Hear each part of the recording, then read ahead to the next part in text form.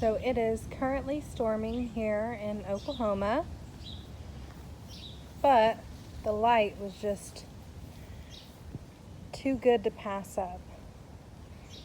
So I've got borage, sunflowers, chives, corn, and my peas are really taking off in my cinder block garden. My raised bed is starting to show some colors with some beautiful blooms and sedum.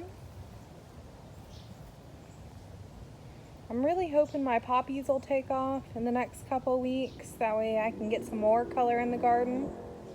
My water trough garden is doing way better than expected.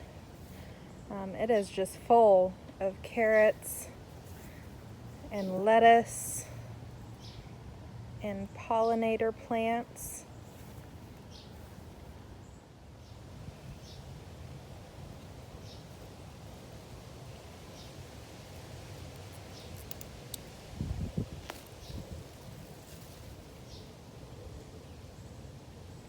They're starting to get there. My live teepee is starting to take off. I've got some of my perennial pollinator flowers falling over, so I need to tie those back up.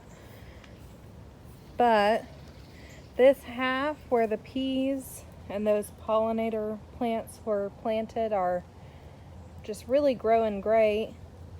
I've finally got some beans coming up, and hopefully some cucumbers here soon.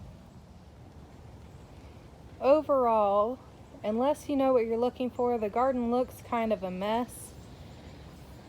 I always kind of think that with my asparagus. They've still got one more year before I can harvest, so they always look like weeds, but they are healthy, strong, and they're growing. And going into the hygge garden, we've got some onions and peppermint, my little water tower. We've got lettuce and celery is finally taken off. Tomatoes. And we might actually have some strawberries in the next couple weeks. So I like to start my tomatoes in these tin cans that my fiance brings home from his restaurant job.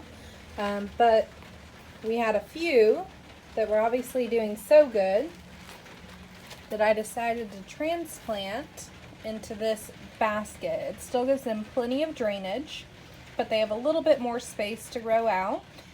These are a cherry tomato variety, and hopefully they'll do fine without transplanting again, just in this wicker basket.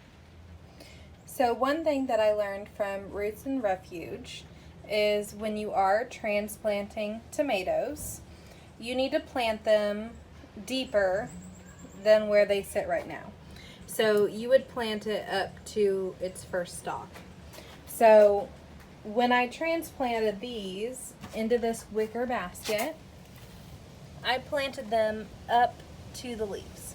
So hopefully their root system has enough opportunity to grow even deeper to make them more substantial plants.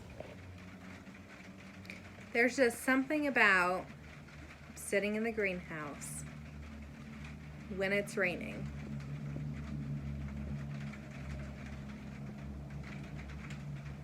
I don't know if you can hear that, but it is so peaceful.